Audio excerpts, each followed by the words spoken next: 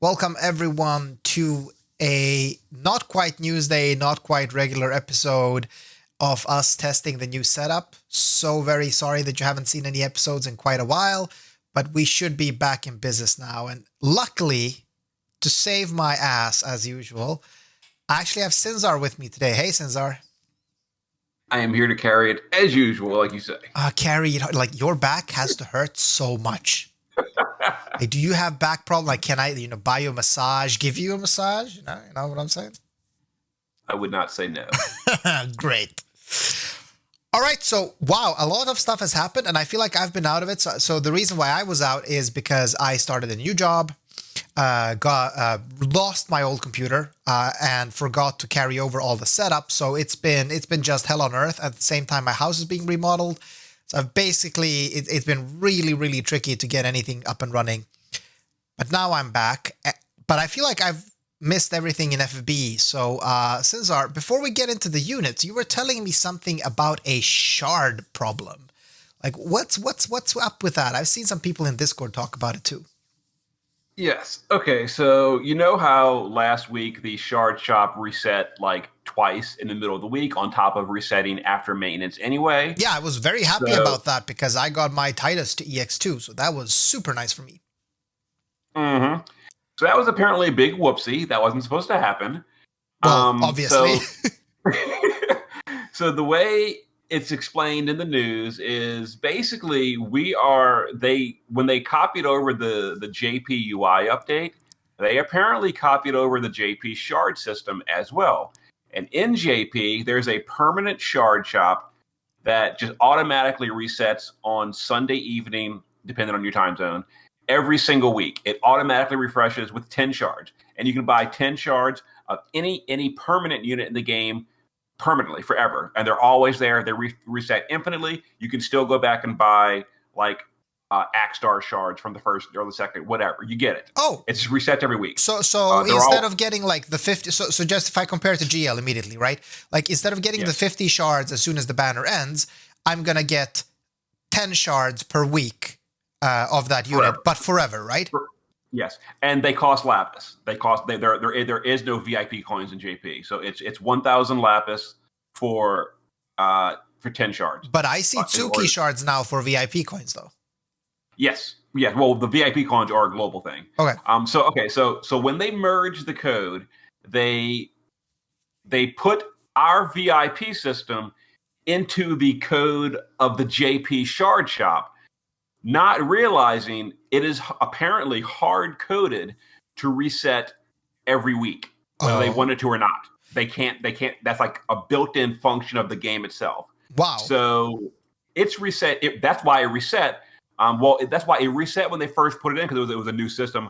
It started off fresh. Right. And then on Sunday, it reset, and we got to buy it yet again.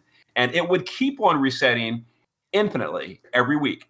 And they don't want that, obviously. That's 50 shards a week. So their solution is to now only put 15 shards in, which are going to refresh every Sunday. So, but for VIP coins. For VIP coins, and it's not permanent. It's only going to be for the duration of their usual duration, which is like a month. So what this means is it's both a good and a bad thing. Right. Okay. On the one hand, you're going to get more shards for VIPs. You'll get a total of 75 shards from VIP coins. Wait, 75? I thought it was just going to be like 4 weeks of 15 per. No?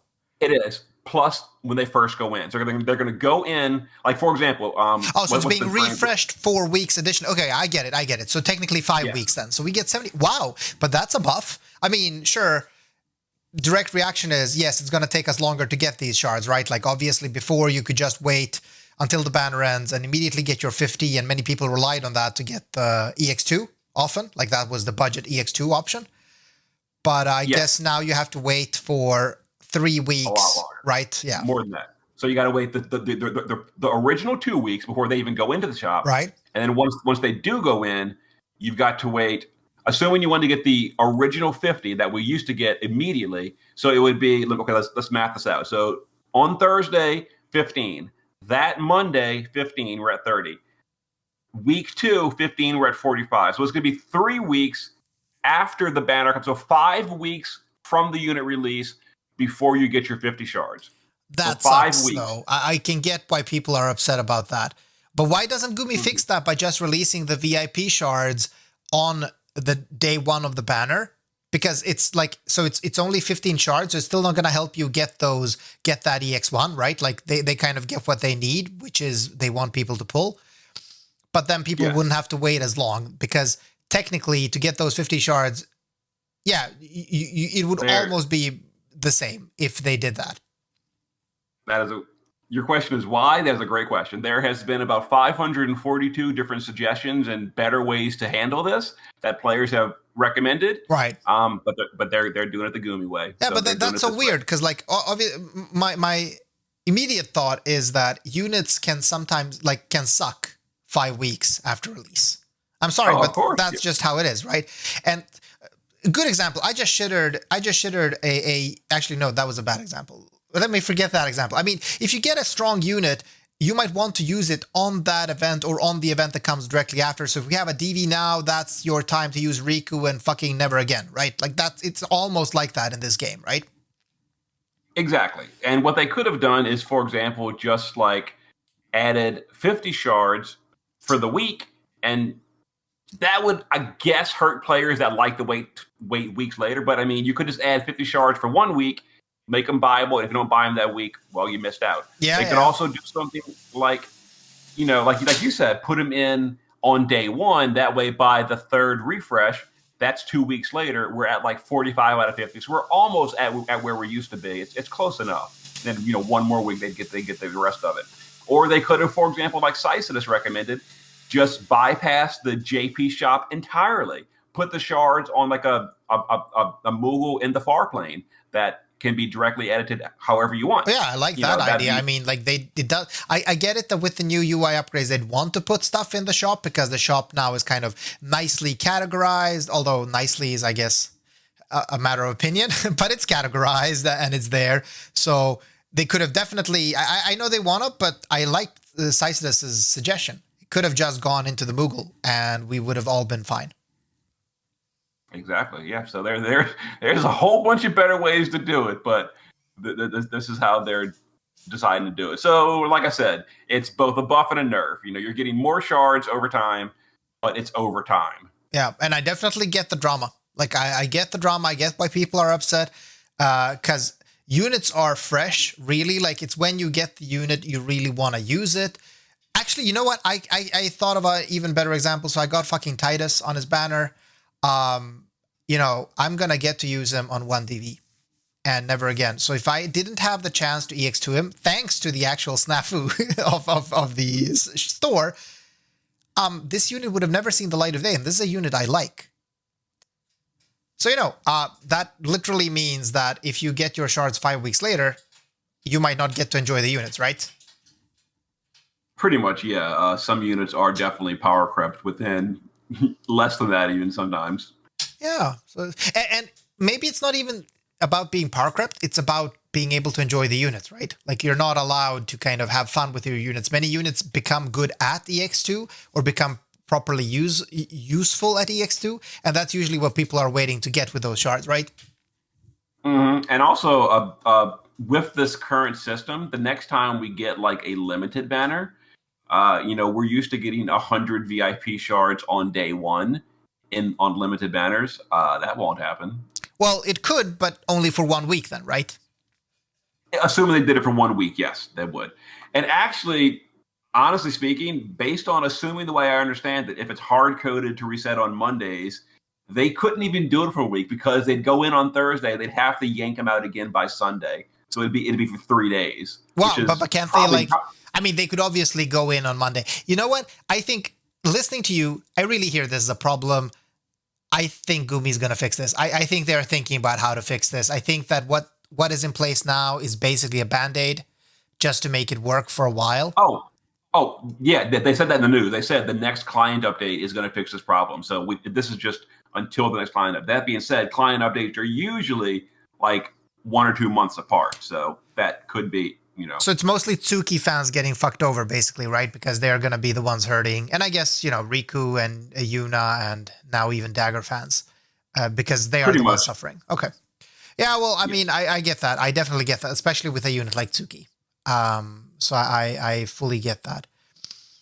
But okay, I see where this is going, but I'm happy then they are going to fix it. So it's fine. It's fine. Yes, they could have done something to fix it within a month, but, it's not the end of the world. I'm really not that upset. And in fact, like, we're actually going to get the worst version back, right? Because now people are going to get 75 shards instead of 50.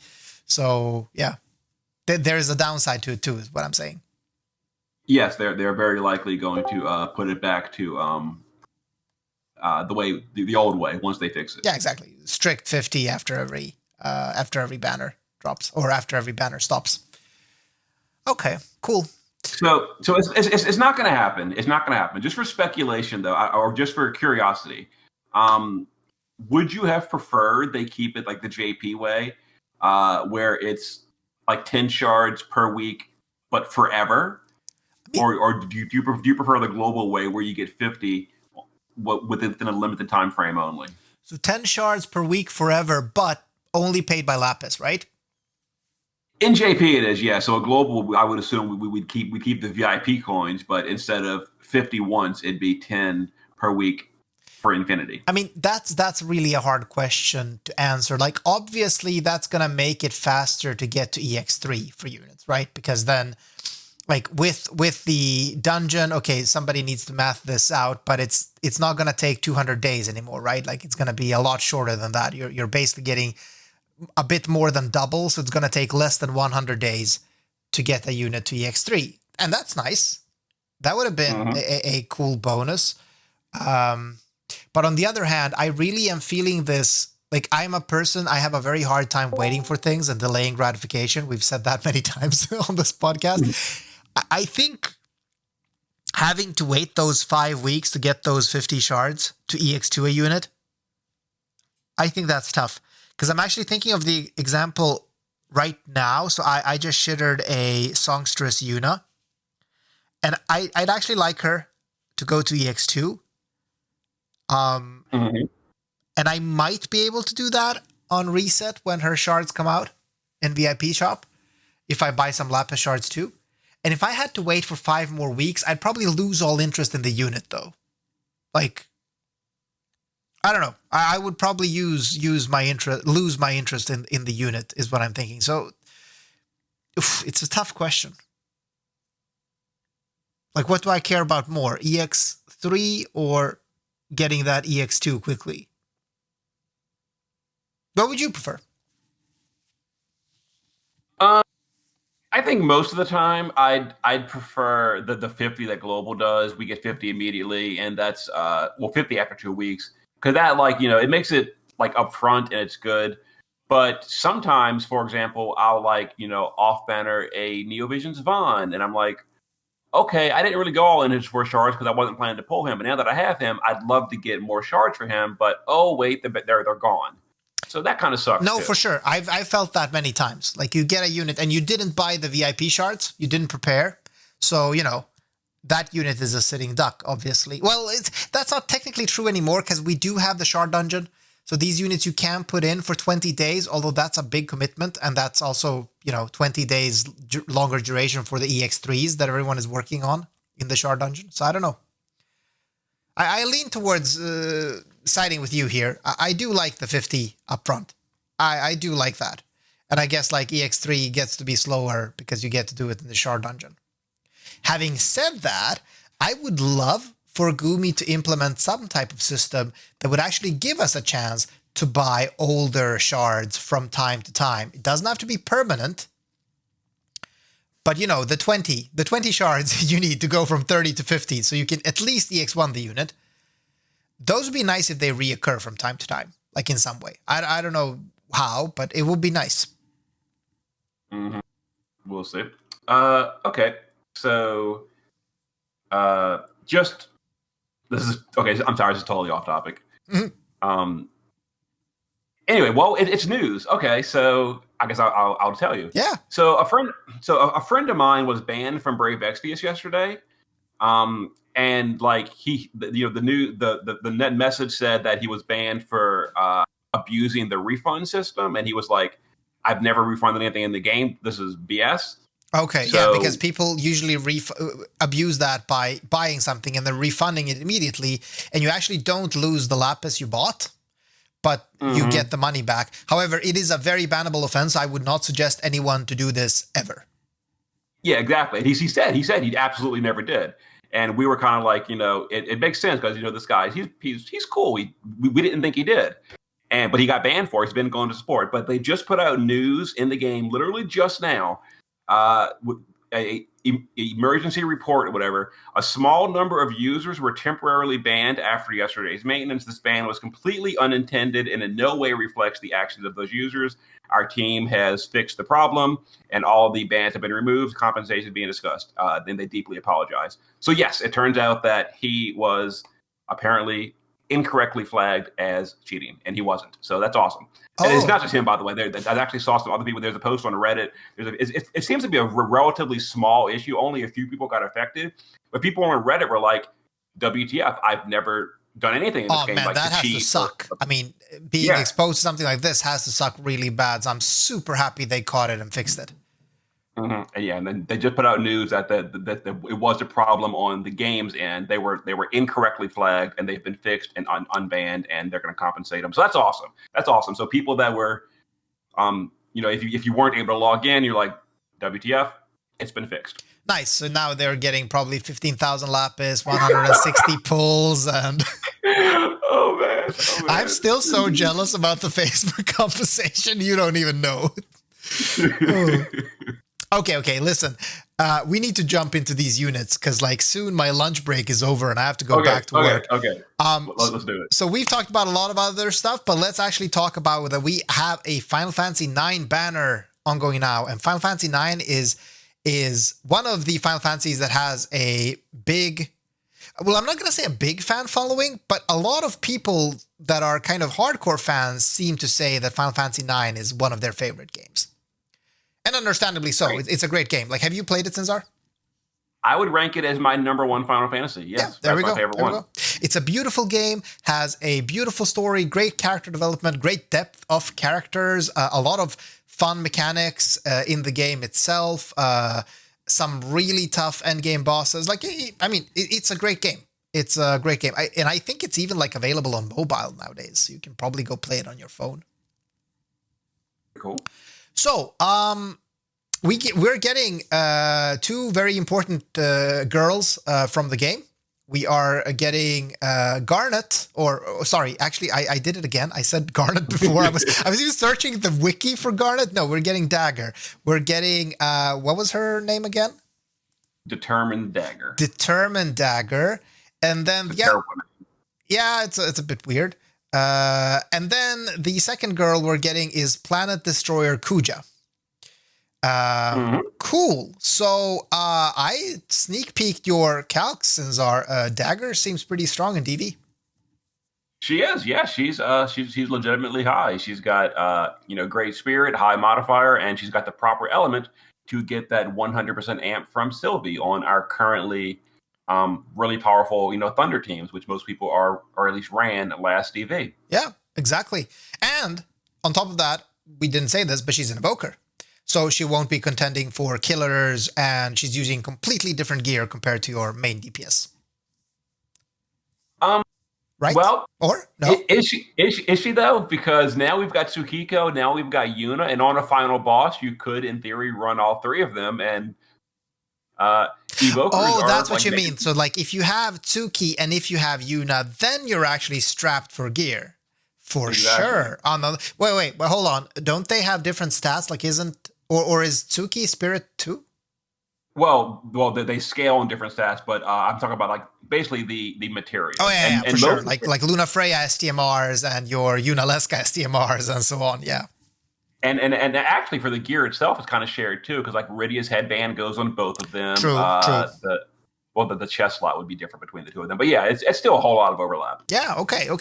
So true. Now that we're getting strong evokers are no longer the free. Well, if you have one unit evokers are strong. This is such a I love this. I would have loved to pull a Garnet or a Tsuki for this reason alone, because I recently pulled a Balthier, and I am guaranteed to use Balthier for the next DV because it makes gearing easier and faster.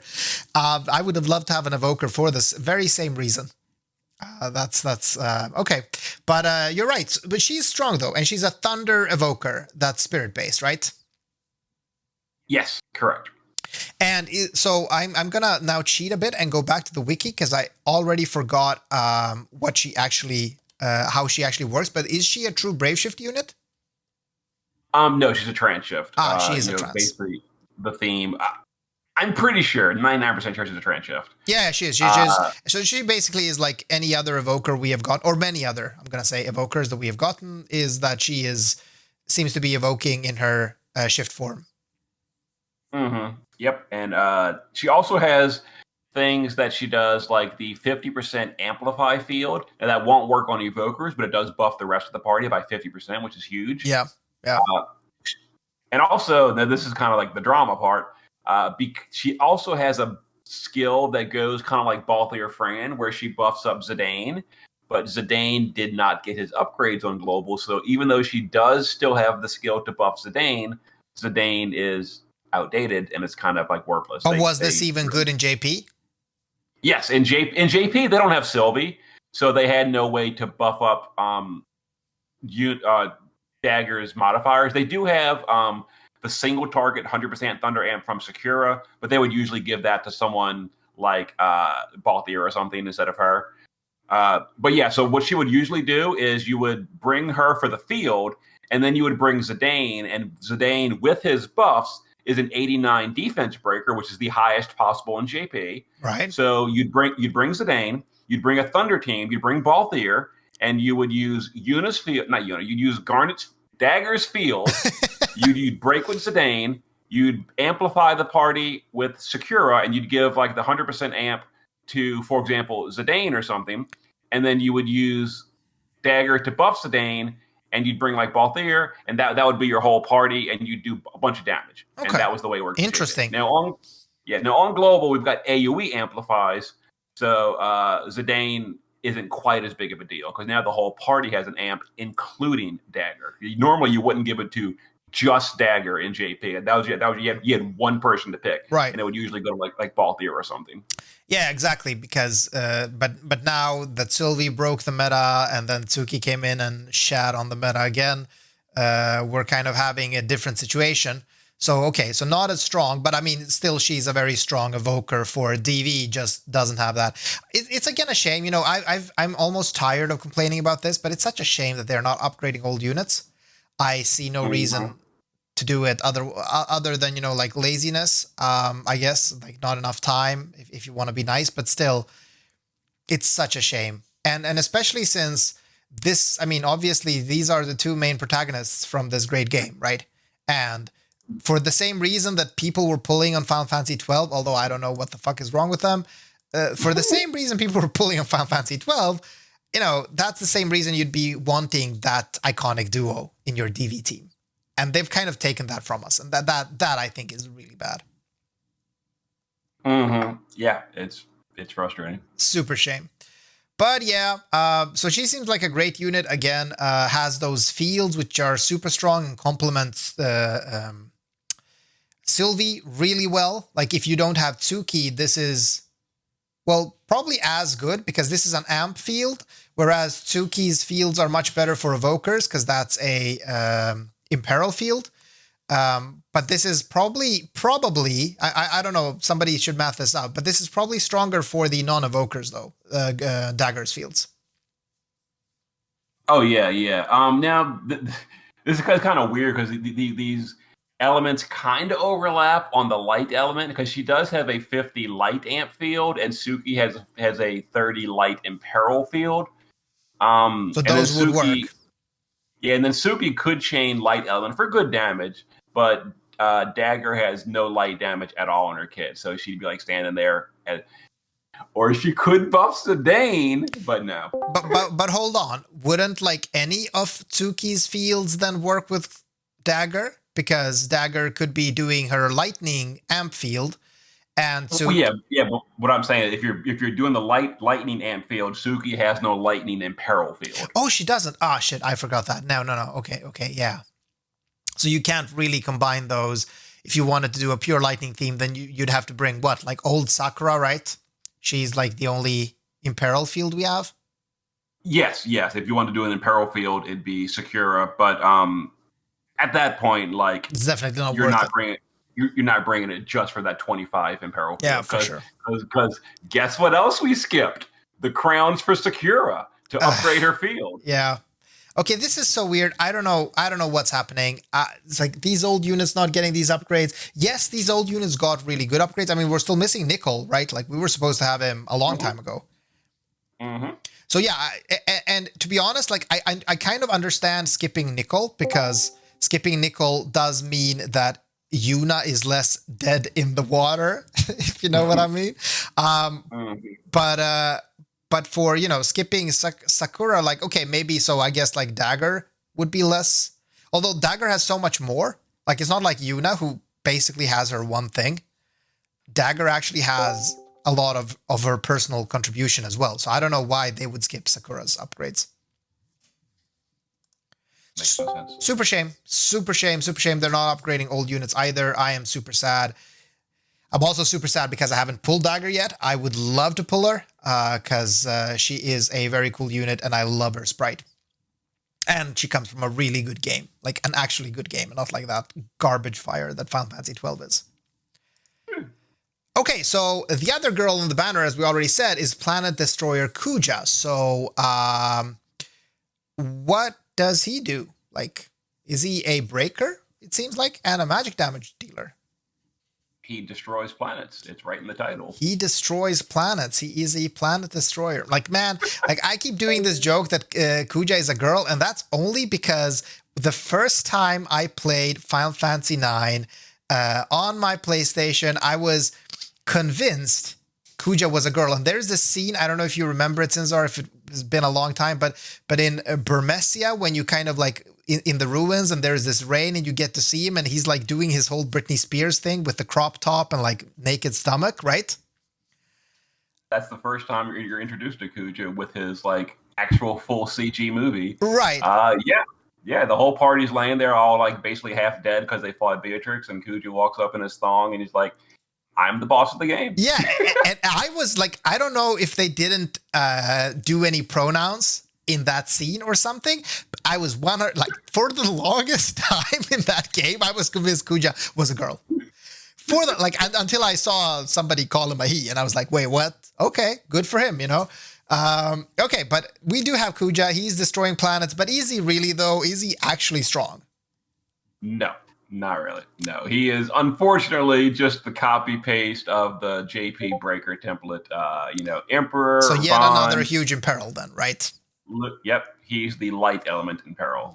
So he's the big light element in peril. Can we use that on any, like, what were the elements of the latest trial now again? It was wind and something else? Wind and earth for the most recent one, Rafflesia. All right. The next one is going to be Fire, Ice, Dark, so not for that. But the one after that is Catastrophe. And yes, light is the primary weakness of Catastrophe. Okay. So he could be used for that. So it's kind of like those that had Emperor had an easier time doing Rafflesia. Those that have pulled Kuja and get him to EX2, I should say probably, will have an easier time playing that trial, I guess. If they didn't pull Tsukiko, sure. Oh, yeah. Yeah, they do. Tsuki is definitely an option. Yeah, Tsuki is too strong. I would have loved to pull her as well. I did not. Okay, so not much to say then. I'm looking at the kit and it's really a copy paste kit, like some nice flavor text in the abilities, but otherwise it's basically the same thing. You're looking at a unit that can do okay breaks, but actually too weak, and then has a tiny burst of their own as they are imperiling. Mm-hmm. Yeah, he's like his damage is very low. Yeah, but you get his clothing, which is for males only. So there you go. Yeah, nice. Although, like I don't know, it just looks weird on the icon. But yeah, you don't really see like the whole thong and crop top thingy going on in the actual icon of the STMR. You don't see it in the icon, but if you read the flavor text, it tells you all about it. Okay, it does. Nice. That's pretty cool. And then his as accessory is not great either, because it's a magic 500 flat magic accessory for Final Fantasy 9 units. But who wants that? Well, him, I guess. It does buff Vivi, and Oh. like Vivi gets like a small minor resurgence after Onion Knight comes out, but even then it's still not really worth, but it's usable. Okay. I don't know. Well, buffing Vivi is always nice. I wish I pulled Marilith, but I didn't, so I guess I'm stuck here with all the plebs. That's what I was talking about. The Neovision's Awakened Onion Knight, which you absolutely have. Yeah. Will do the same thing as Marilith, but better. Oh, okay. Oh, okay. So Vivi might get. Okay, nice. Then I'm happy that that I haven't made another EX2 Vivi, and I'm saving for an EX3 Vivi. Good. Okay. So unfortunate. We didn't actually talk about the TMR and STMR of Garnet. Or Dagger. God damn it. Well, they're both correct. Yeah, I guess. Yes, but like this unit is called Determined Dagger. And those of you that don't know and haven't played Final Fantasy 9, Garnet is her true name, but she changes her name to Dagger since I was making this joke. She changes her name to the first thing she gets. She gets Zidane's dagger and cuts off her hair in order to... because she's half abducted, half escaped, or fled from home. So she's kind of changing her appearance. And she decides to rename herself to Dagger because that's the first thing she gave her. What if Zidane gave her something else? Like, what if he gave her herpes? Like, would she be like Determined Herpes? I don't know. That would be weird. Pretty much, yeah. Anyway, she seems to have a nice Evoke TMR, though. This is actually really good. Wow. This is an STMR level TMR for Evokers. It is, in fact, an STMR. And yes, it is pretty much the best in slot for all Evokers. Yeah, wow. Really strong. Very nice. Again, happy for all of you fuckers that pulled her. And her STMR is fucking amazing. Holy shit. Oh, that's what I was talking about, the STMR. Oh, no, I was looking at the TMR. I mean, the TMR is almost as good as, like, Luna Freya's STMR. I get you. But the STMR is fucking crazy. Holy crap. Yes, and I've seen comments asking, does her STMR stack? All the evocation stuff does on every unit, so that's fine. The only thing that doesn't stack is the flat stat. Right. So only one of those will work. But the other passive, the boost evocation damage, yeah, that stacks. Holy crap. So if you have two STMRs, so if you pull two daggers because you're a lucky son of a bitch, you're good. Wow. Okay. Evoke meta.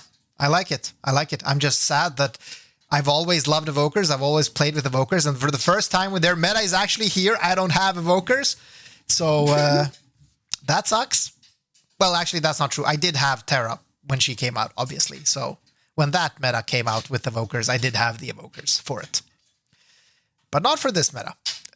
Okay, cool. But very fun. And we didn't get really anything else, right? Like, we just got a raid for this banner. Like the 5-step or the 5-level trial is an actual joke. You can bring whatever to it, right? So yeah, pretty much.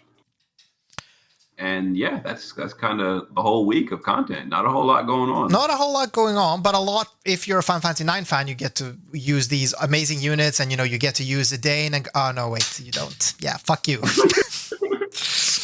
Okay, all right. Well, I sometimes just hope that they listen to player feedback and actually fix that and give us some of these units that we like. I'm just so sad they don't. It'd be nice. Anyway, I guess this is it for this week. Thank you a million for joining me, Sinzar, and helping me test out the new audio setup and for heralding the comeback of regular scheduling, I guess. It's been great. Can't wait to do it on the news day this week. It'll be fun. So what are we expecting this week? Like, let's look into the crystal ball. What do we think we're getting? Based on the JP schedule, the next week should be Van Harma. Oh, shit. Isn't he actually pretty strong, right? Like, I've seen the future units calculations. Isn't Van Harma... Okay, maybe I misremember. I mean, okay, technically speaking, sure. But No. Okay, then let's save it for next week. This is a cliffhanger, okay? Tune in for the news day next week, and you're gonna hear why Sinzar is shitting on this unit. Although, to be fair, Sinzar is shitting on all units that are just not doing the very top of the meta. You're kind of like Muspel was. You remember Muspel? He was doing this shit where he was like just pulling from meta units and the strongest meta units. I mean, I guess I apologize for liking to get like rank 1 in Clash of Wills and stuff. Yeah, no, I'm just kidding. I really honestly don't know what I'm going to pull for this DV though. Like, I mean, obviously Titus, he's now EX2. Obviously I'm bringing him. I might probably do something cool with Songsus Yuna. I feel like they two have, like they have some type of synergy, right? Like she can still give him an amp and do some chaining on her own, right? She's not entirely worthless. If you're going with a water team, sure. Well, I'm not, but like Titus can't help it, right? Like he's gonna be water anyway, so she'll at least make sure he has 100% amp, right? Sure, but at that point, you're bringing his amp from 50 to 100, so you're increasing his total damage by 25% by bringing a second party slot.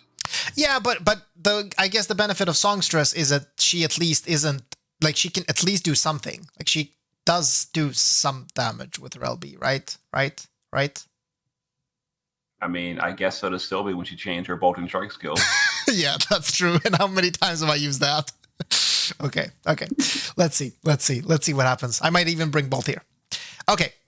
Thanks very much, Sinzar, for chilling. And I also see that some fuckers have joined us in Discord. Like, I didn't ping you all. What the fuck are you doing in here? This is a private... No, I'm just kidding.